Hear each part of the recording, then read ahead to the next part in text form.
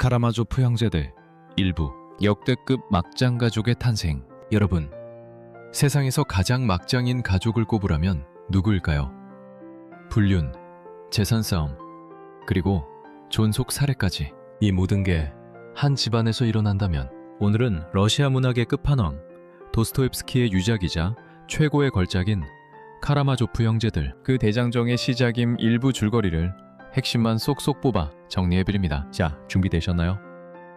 러시아판 펜트하우스 시작합니다. 이 이야기는 한 끔찍한 아버지에게서 시작됩니다. 그의 이름은 퓨도르 파블로비치 카라마조프.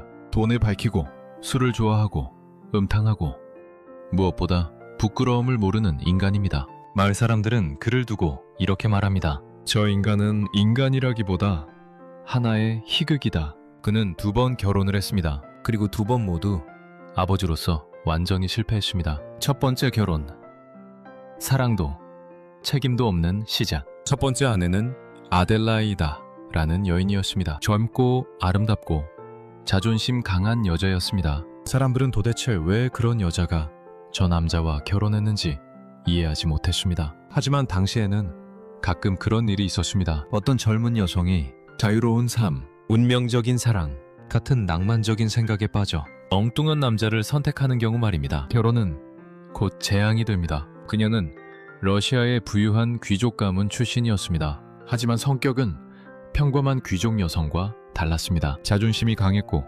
감정이 격렬했으며 무엇보다 반항적인 성격을 가진 여성이었습니다. 그녀는 어느 날 충동적인 선택을 합니다. 바로 방탕하고 탐욕스러운 남자 퓨도르 카라마조프와 결혼한 것입니다. 이 결혼은 사랑이라기보다 반항에 가까운 선택이었습니다. 가족과 사회에 대한 반발이 그녀를 그 결혼으로 밀어넣었습니다. 하지만 결혼 생활은 곧 파탄이 납니다. 퓨도르는 그녀를 존중하지 않았고 두 사람은 끊임없이 싸웠습니다. 결국 아델라이드는 어린 아들 드미트리를 남겨둔 채 집을 떠납니다. 그리고 가난 속에서 살다가 젊은 나이에 세상을 떠납니다. 이 비극적인 결혼과 어머니의 부재는 훗날 드미트리의 격정적인 삶을 이해하는 중요한 배경이 됩니다. 그래서 도스토옙스키는 카라마조프 가문의 비극을 이 첫 결혼 이야기로 시작합니다. 퓨도르는 아내의 돈을 흥청망청 쓰고 집에서는 광대처럼 굴며 여자들과 놀아났습니다. 결국 아델라이다는 그를 경멸하게 됩니다. 그녀는 어린 아들을 남겨두고 집을 떠나버린 거죠. 그 아들이 바로 드미트리 카라마조프입니다. 하지만 놀라운 사실이 있습니다. 아버지는 아들을 거의 키우지 않았습니다. 아이를 여기저기 맡겨버렸기 때문입니다. 두 번째 결혼.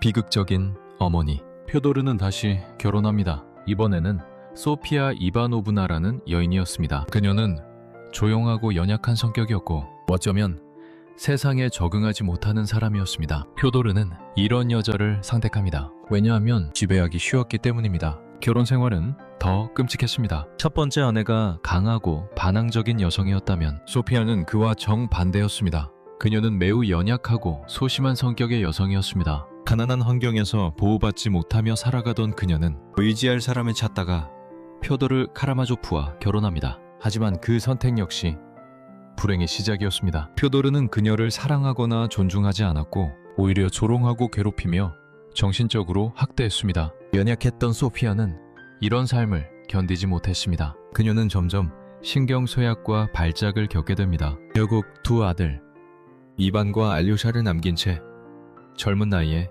세상을 떠납니다. 그래서 도스토옙스키는 알료샤의 연민과 신앙의 뿌리를 어머니 소피아의 삶에서 찾을 수 있게 합니다. 그 아이들이 바로 이반 카라마조프, 알료샤 카라마조프입니다.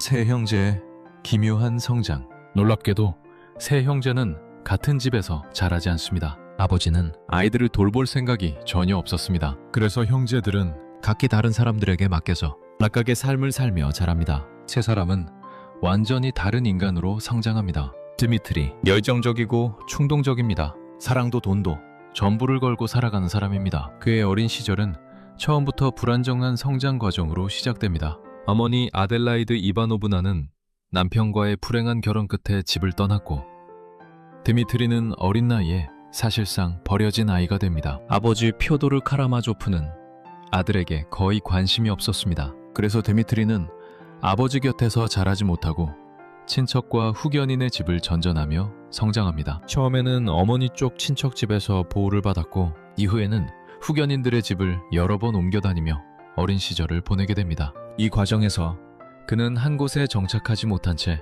사랑과 안정된 가정을 경험하지 못하고 성장합니다. 성인이 된 드미트리는 군대에 들어가 장교로 살아가지만 어린 시절의 불안정한 삶은 그의 성격에 깊은 흔적을 남깁니다. 그는 충동적이고 감정적이며 사랑과 질투에 쉽게 휘말리는 인물이 됩니다. 하지만 드미트리는 완전히 타락한 인간이 아닙니다. 그에게는 자신의 죄를 괴로워하는 양심이 있습니다. 그래서 도스토옙스키는 드미트리를 죄를 짓지만 끝내 구원을 갈망하는 인간으로 그립니다. 이반, 차갑고 지적인 인물입니다. 세상을 이성으로 바라보는 철학자입니다. 이반의 어머니는 소피아 이바노브나였습니다. 하지만 그녀는 매우 연약한 사람이었고 남편 표도르 카라마조프의 냉혹한 태도 속에서 살다가 젊은 나이에 세상을 떠납니다. 두 형제는 후견인의 집에서 자라게 됩니다. 특히 그들을 돌본 사람은 에피미아 폴레노바 장군 부인이었습니다. 그녀의 보호 아래에서 이반은 교육을 받고 성장합니다. 이반은 어린 시절부터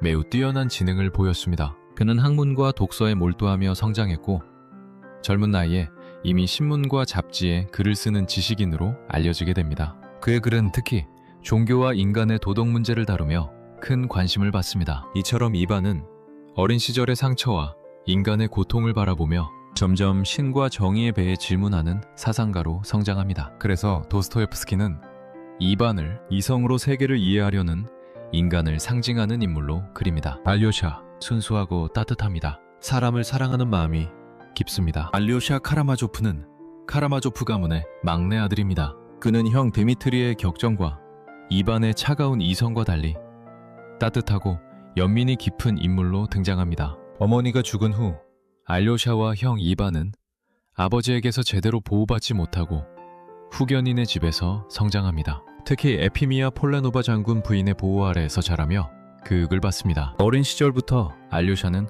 특별한 성격을 보였습니다. 그는 조용하고 온화했으며 사람들을 미워하기보다 이해하고 받아들이는 성격이었습니다. 성인이 된 알료샤는 세속적인 삶보다 신앙과 영적인 삶에 끌리게 됩니다. 그래서 그는 수도원에 들어가 조시마 장로의 제자가 됩니다. 이처럼 알료샤는 카라마조프 가문 속에서 사랑과 연민 그리고 신앙을 상징하는 인물로 등장합니다. 그리고 한 명이 더 있습니다. 카라마조프 집에는 또 하나의 인물이 있습니다. 스메르자코프. 그는 어느 날 집 뒤뜰에서 발견된 버려진 아이였습니다. 스메르자코프는 카라마조프가의 형제들에서 등장하는 수수께끼 같은 인물입니다. 그는 표도르 카라마조프의 집에서 일하는 하인이자 요리사입니다. 스메르자코프의 출생은 처음부터 비극적입니다. 그의 어머니는 마을을 떠돌던 정신이 온전하지 않은 여자 리자베타였습니다. 사람들은 그녀를 냄새나는 리자베타라고 부르며 멸시했습니다. 어느 날 그녀는 카라마조프 집 마당에서 아이를 낳고 곧 죽습니다. 그 아이가 바로 스메르자코프였습니다. 아이의 아버지가 누구인지는 명확하지 않지만 사람들은 표도르 카라마조프가 아버지일지도 모른다고 수군거립니다. 스메르자코프는 이후 카라마조프 집의 하인인 그리골리와 마르파 부부에게 길러집니다. 그는 어린 시절부터 조용하고 음울한 성격을 보였고 사람들과 어울리기보다 혼자 생각에 잠기는 모습을 자주 보였습니다. 또한 그는 간질 발작을 앓고 있었고 세상에 대해 냉소적인 태도를 보이기 시작합니다. 그래서 도스토옙스키는 스메르자코프를 열등감과 냉소 속에서 자란 어두운 인간으로 그립니다. 드미트리의 분노. 시간이 흘러 형제들은 다시 아버지 주변으로 모이기 시작합니다. 특히 드미트리는 아버지에게 큰 원한을 가지고 있습니다. 이유는 두 가지입니다. 첫째, 유산 문제. 아버지가 자신의 재산을 가로챘다고 믿기 때문입니다. 둘째, 여자 문제. 놀랍게도 아버지와 아들이 같은 여자를 사랑하게 됩니다. 그 여자의 이름은 그루셴카. 매혹적인 여인입니다. 그루셴카, 본명 아그라페나 알렉산드로브나는 카라마조프가의 형제들에서 가장 강렬한 여성인물입니다. 그녀는 젊고 아름다운 여성으로 매력적이고 당당한 성격을 가지고 있습니다. 사람들은 그녀를 남자를 유혹하는 위험한 여자라고 말하지만 그녀의 삶에는 깊은 상처가 있습니다. 젊은 시절 그루셴카는 한 남자를 진심으로 사랑했습니다. 하지만 그 남자는 그녀를 배신하고 떠나버립니다. 이 사건은 그녀의 삶을 완전히 바꿉니다. 이후 그녀는 세상을 믿지 않게 되었고 남자들의 관심과 욕망을 이용하며 살아가는 도발적인 여성이 됩니다. 그래서 많은 사람들이 그녀를 비난하고 두려워합니다. 하지만 도스토옙스키는 그루센카를 단순한 판무파탈로 그리지 않습니다. 그녀의 내면에는 사랑받고 싶어하는 마음과 인간적인 따뜻함이 남아있습니다. 특히 드미트리 카라마조프와의 관계 속에서 그녀는 점점 자신의 진심과 인간적인 면을 드러내기 시작합니다. 그래서 그루센카는 욕망과 상처, 그리고 변화의 가능성을 함께 지닌 복잡하고 인간적인 인물로 등장합니다. 드미트리는 미친 듯이 그녀를 사랑합니다. 하지만 문제는 아버지도 그 여자를 탐하고 있다는 것입니다. 폭발 직전의 가족, 아버지와 아들 사이에는 이미 증오가 쌓여 있습니다. 돈 문제, 여자 문제, 그리고 어린 시절의 상처. 드미트리는 술에 취할 때마다 말합니다. 나는 저 늙은이를 죽일지도 모른다. 사람들은 이 말을 농담처럼 듣습니다. 하지만 이 집안의 공기는 점점 이상해집니다. 모든 것이. 그리고 그때 막내 알료샤가 등장합니다. 그는 수도원에 들어가 조시마 장로를 따르는 젊은 수도사입니다. 형제들과 달리 그는 사람들을 화해시키려는 사람입니다. 그래서 어느 날 이 가족은 모두 함께 수도원에서 만나기로 합니다. 문제를 해결하기 위해서입니다. 하지만 그 만남은 문제를 해결하지 못합니다. 오히려 이 집안의 갈등이 얼마나 깊은지 모두에게 보여줄 뿐입니다. 그리고 이 순간부터 이 이야기는 살인으로 향하는 길로 천천히 움직이기 시작합니다. 자, 여러분, 이제 무대는 완벽하게 세팅됐습니다. 돈을 미친 아버지, 분노 조절장애 큰아들, 신을 거부하는 둘째, 그리고 이 모든 걸 지켜보는 사생아 하인까지. 과연 누가 표도르를 죽이게 될까요? 본격적인 살인사건이 벌어지는 2부 이야기가 궁금하시다면 구독과 좋아요 누르시고 다음 영상 기다려주세요. 러시아판 그것이 알고 싶다. 카라마조프가의 비극은 이제부터 시작입니다.